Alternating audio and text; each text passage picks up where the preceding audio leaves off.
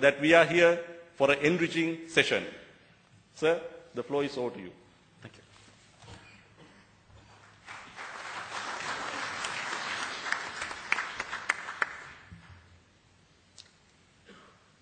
Commander, ladies and gentlemen, I'm honored to chair this session today on the second part of our experience in defeating terrorism.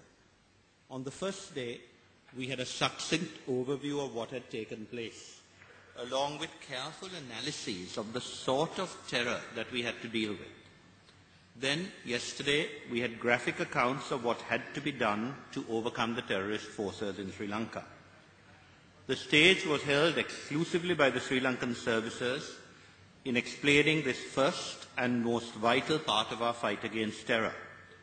The officers who spoke explained very coherently the careful planning, the coherent principles, the brilliant innovations, and the systematic implementation that they put into practice.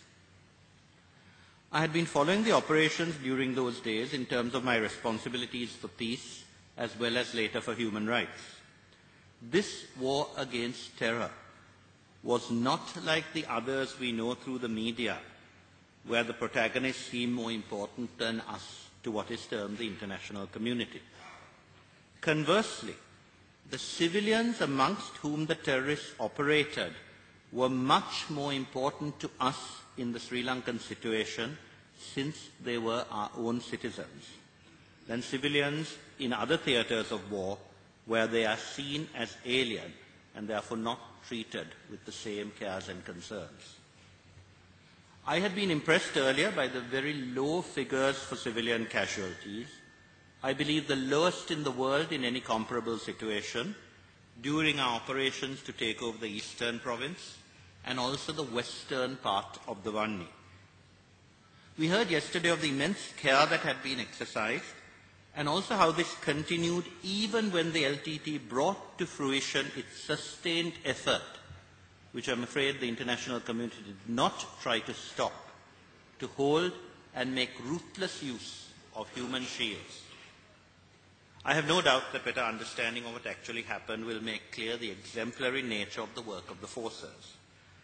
But I think we should also note the other elements that some of the speakers on the first day brought up with regard to the whole operation, namely the need to continue after the actual battles with care and concern for the civilians who were as much victims of the terrorists as our own forces were.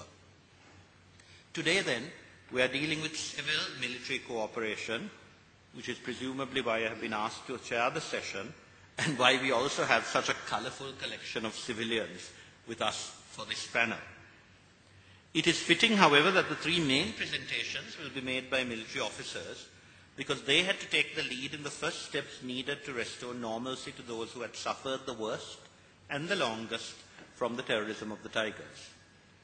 How we did more than any other country has done to look after the displaced, restore them to health and strength, and then resettle them will be described first.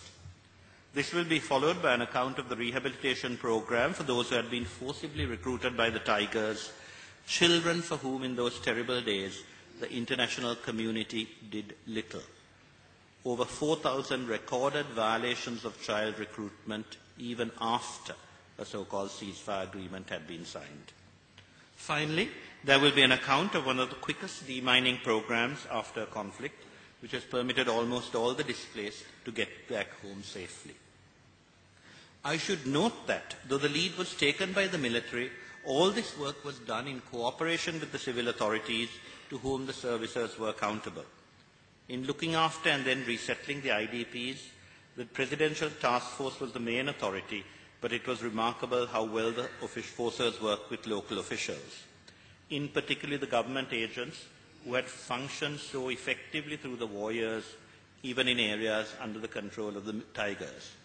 And I'm delighted to see here today the government agent for Jaffna, who was government agent for Mullaitivu during the conflict, who risked her life so much to serve her people and our people. We were occasionally informed that our forces had hurt her, that she was about to die, and we would ring up desperately to see how she was. only to find that she was far away on circuit, not where she was supposed to have been hit, according to the Tamilnet reports, but working tirelessly for the people, which she continued to do, as did all her colleagues in the service. For rehabilitation, Imelda, would you stand up?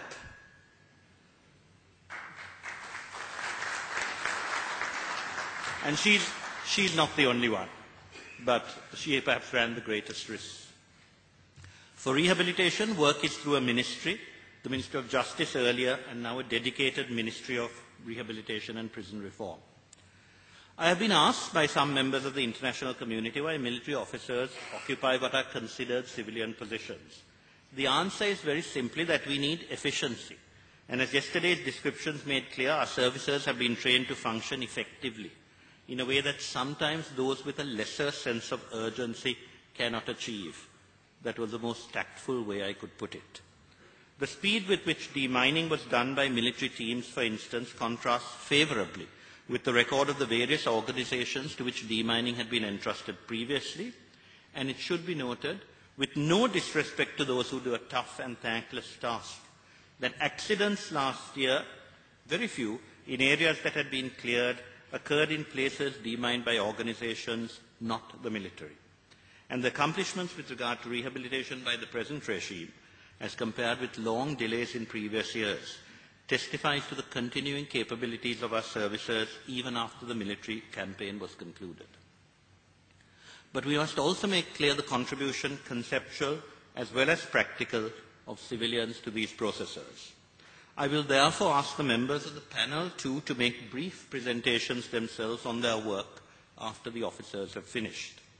Dr. Safras will speak on the massive efforts of our medical officials. He is a civil doctor now working with the military for the Commissioner General of Rehabilitation into restoring and preserving the health of the displaced. Dr. Shantikumar will talk of our efforts to rebuild communities amongst those whose social structures had been shattered by terrorism. Mrs. Hettiarachchi will describe the survey of the former combatants so that we would be able to serve their individual needs, while Dr. Sushila Raja will discuss the psychosocial counseling that we have introduced. Finally, and I must apologize to my fellow Sri Lankans for saying this, since it is part of our normal life here, I should note that our panel includes all the main Sri Lankan communities and religions, Buddhist and Christian and Muslim and Sinhala and Tamil. Those of you from the full international community may not notice this, so I should point out that in the world of work and professionalism, we can and do all work together in this once and future prosperous, pluralistic society, Sri Lanka.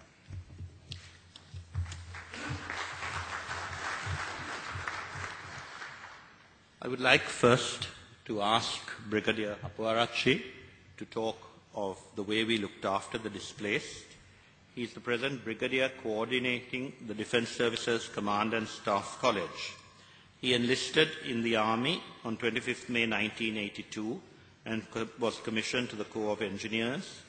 He has been on several training courses, both here and abroad, and has not only worked in the field but has also worked in education, in particular as chief instructor of the military academy at Diyathalawa. And he was there when our university was asked to coordinate the degree program of that academy at a time when the army, despite the difficulties of the terrorist threat we faced, decided to upgrade its training programs. And the cooperation that the university received in those days was terrific.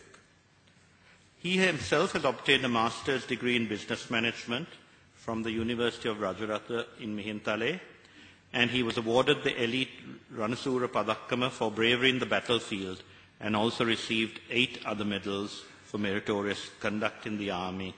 And he also is recipient of the President's Medal at the Military Academy and a gold medal for his Master of Business Administration degree at the University of Rajarata. It's with great pleasure that I ask Brigadier Hapuarachchi to speak.